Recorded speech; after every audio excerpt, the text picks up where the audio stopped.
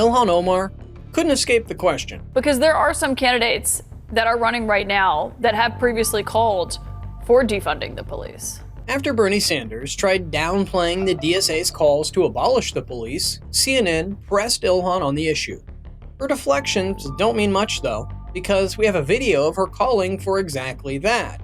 So if you believe truth isn't partisan, hit the subscribe button and let's kick things off with Bernie's comments. There are some DSA candidates today, including some who've won their primaries this cycle, who've also talked about abolishing prisons, defunding, or even abolishing the police. Are you worried that taking those positions, which are unpopular with most voters and even most Democrats, sort of hurt the movement that you've worked really hard to build?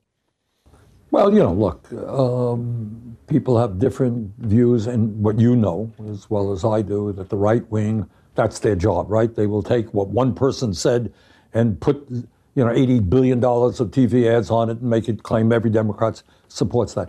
No serious person that I know who is running for office believes in, quote unquote, defunding the police. They have a very difficult job. Do we need police reform? Do we need to get rid of racism within police departments? Absolutely. Are there jobs that other people can be doing in terms of mental health, drug addiction that now falls on a cop's shoulders?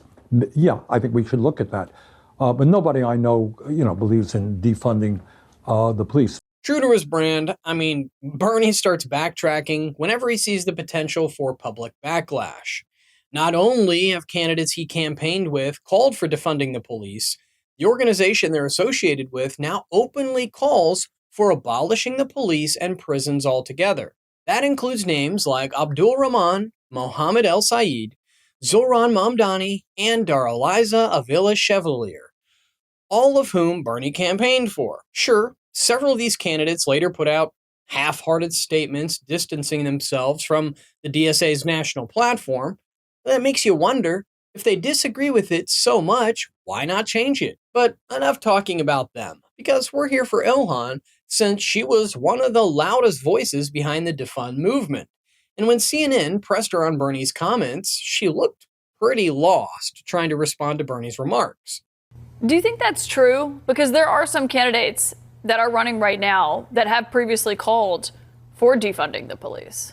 In the Democratic Party and in Congress, we oftentimes talk about people voting their district. Obviously, there are some parts of the United States back in 2020 that had some reckoning to do in regards to what it looked like to have a public safety that centered actually safer communities. For us in Minneapolis, with the murder of George Floyd, we had to have a deeper conversation about what really it looked like for us to address public safety here. But do you think it's accurate that as he put it, he said, no serious person I know who's running for office believes in quote unquote defunding the police? Do you think that's true?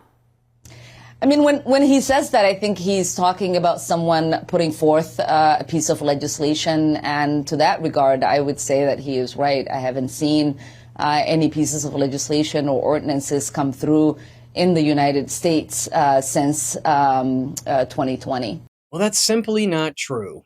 Even if we use Ilhan's own criteria, and we only look at what happened after 2020, plenty of Democratic-led state and local governments have made defunding the police part of their agenda.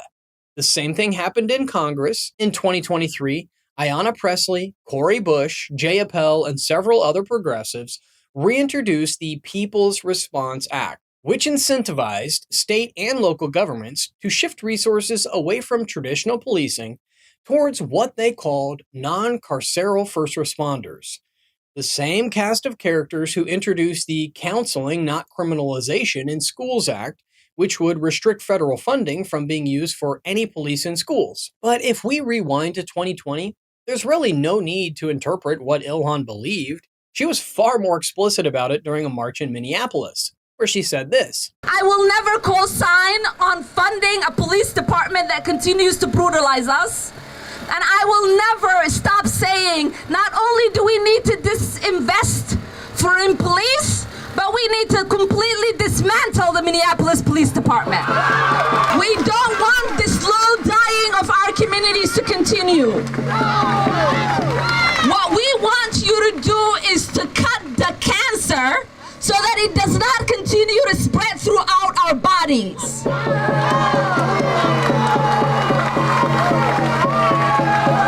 The Minneapolis Police Department is rotten to the root.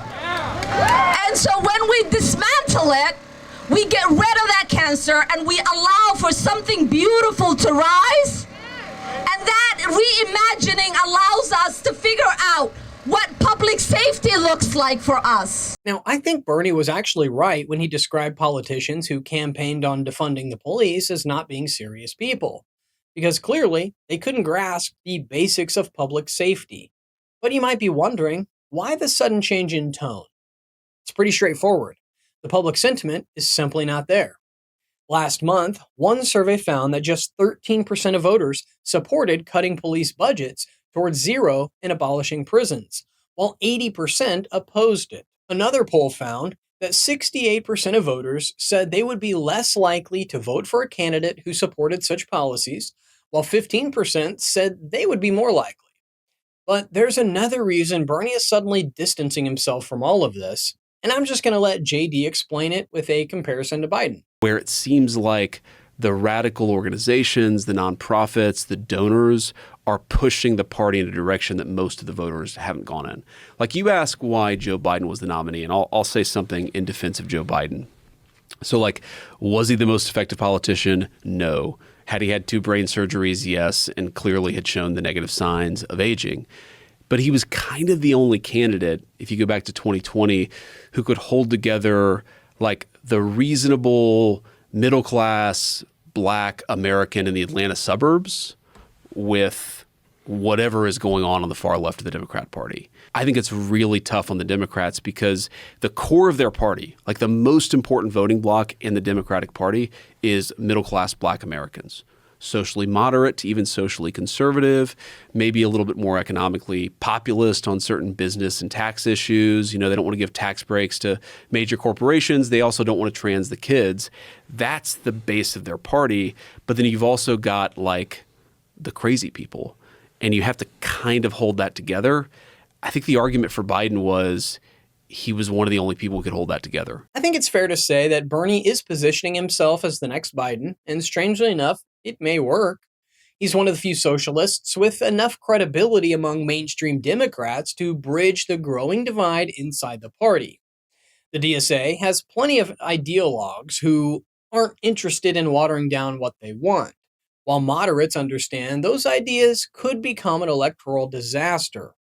That leaves Bernie perfectly positioned to play middleman, selling the movement without embracing its most unpopular language.